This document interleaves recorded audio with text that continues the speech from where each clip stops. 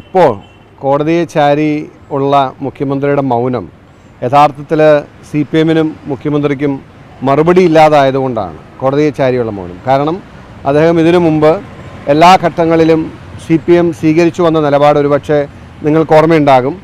2 കമ്പനികൾ തമ്മിലുള്ള സുതാര്യമായ ഇടപാടാണ്, അതിന് നികുതിയും നൽകിയിട്ടുണ്ട്, അതുകൊണ്ട് ഇതിൽ നിയമവിരുദ്ധമായി ഒന്നുമില്ല എന്ന് പറഞ്ഞ CPM സംസ്ഥാന സെക്രട്ടേറിയറ്റ് അതിനുശേഷം ഈ കേസിനെ ഡിഫെൻഡ് ചെയ്യാൻ വേണ്ടി അവർ പറഞ്ഞിരുന്ന വാദം ഇപ്പോൾ കോടതിയുടെ ഈ നടപടികളോ അന്വേഷണ സംവിധാനങ്ങളോ ഒക്കെ നടക്കുമ്പോൾ വീണ വിജയൻ്റെയോ എക്സാലോജിക് എന്ന കമ്പനിയുടെയോ ഒരു വിശദീകരണവും കേൾക്കാതെയാണ്, ഒരു വിശദീകരണവും ചോദിക്കാതെയാണ് ഇപ്പോഴുള്ള നടപടികൾ ഉണ്ടായിട്ടുണ്ട് എന്ന് പറഞ്ഞു. അതിന് പിന്നാലെ നോട്ടീസ് അയച്ച് വീണ വിജയനെയും എക്സാലോജിക്കിനെയും പണം കൊടുത്ത CMRL-നെയും CMRL-ൻ്റെ ഉദ്യോഗസ്ഥരെയും കേട്ടതിന് ശേഷം ഇപ്പോൾ SFIO സാമ്പത്തിക കുറ്റകൃത്യങ്ങൾ അന്വേഷിക്കുന്ന കോടതിയിൽ കുറ്റപത്രം സമർപ്പിച്ചിരിക്കുകയാണ്. അതൊരു റിപ്പോർട്ടോ അന്വേഷണം ചെയ്തോ FIR-ഓ ഒന്നുമല്ല, കുറ്റപത്രമാണ് സമർപ്പിച്ചിരിക്കുന്നത്. അതായത് അന്വേഷണത്തിൽ സീരിയസ് ഫ്രോഡ് ഇൻവെസ്റ്റിഗേഷൻ ഏജൻസി നിയമവിരുദ്ധമായി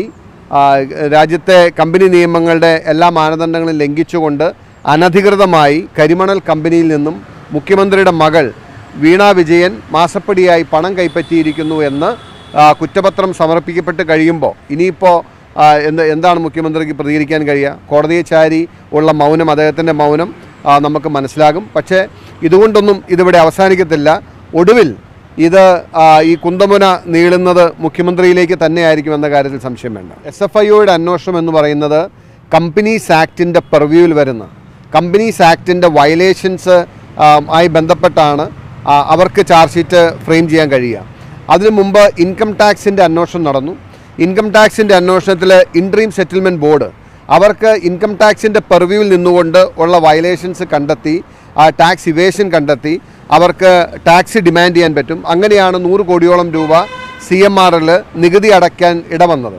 അപ്പോൾ ഈ 2 അന്വേഷണത്തിനിടയിലും മറ്റ് ഒഫൻസുകൾ കണ്ടെത്തിയാൽ മറ്റ് ഏജൻസികൾക്ക് ഇൻ്റർവീൻ ചെയ്യാൻ പറ്റും.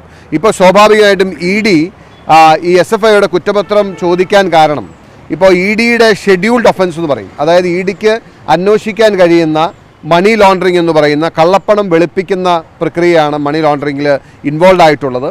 ഇപ്പോൾ യഥാർത്ഥത്തിൽ മുഖ്യമന്ത്രിയുടെ മകൾ കള്ളപ്പണം വെളുപ്പിക്കാൻ നടത്തിയ പരിശ്രമമാണ് അവരെ ഈ ഗതിയിലെത്തിച്ചത്. കാരണം എന്താ?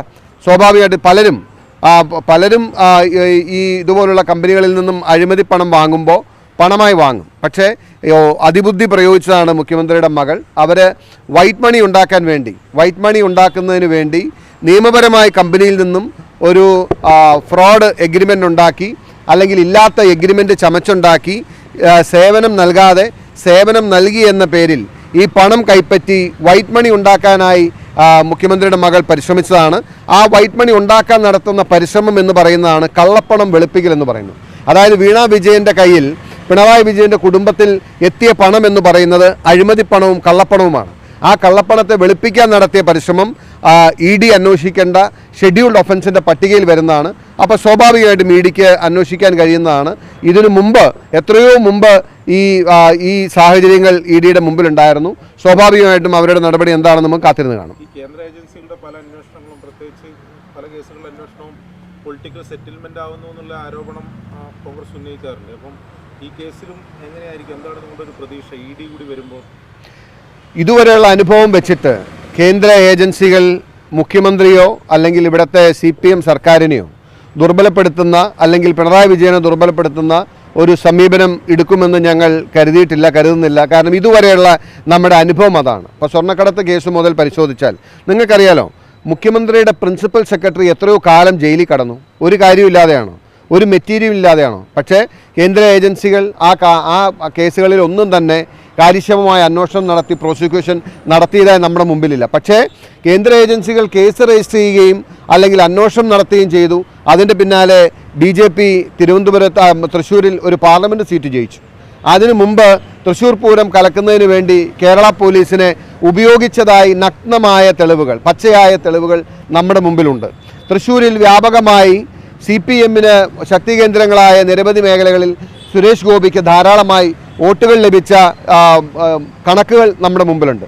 ഇതെല്ലാം കൂടി ചേർത്ത് വായിക്കുമ്പോൾ കേന്ദ്ര ഏജൻസികളുടെ നീക്കവും അന്വേഷണവും എന്തുമാത്രം ഫലപ്രാപ്തിയിലെത്തുമെന്നത് ഇന്നും സംശയത്തോടു കൂടി തന്നെ ഞങ്ങൾ കാണുന്നുള്ളൂ.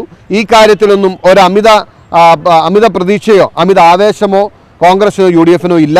പക്ഷേ ഞങ്ങൾ ഞങ്ങളുടെ പോരാട്ടം തുടരും. ജനങ്ങൾക്ക് മുമ്പിൽ ഇതെല്ലാം എക്സ്പോസ് ചെയ്യാൻ ഇത് ഞങ്ങളെ സഹായിച്ചിട്ടുണ്ട്. ജനങ്ങൾക്ക് മുഖ്യമന്ത്രിയും കുടുംബവും നടത്തിയിട്ടുള്ള അഴിമതി വ്യക്തമായി ബോധ്യം വന്നിട്ടുണ്ട്. അത് ഇനിയും ഞങ്ങൾ ഈ പോരാട്ടം തുടരും.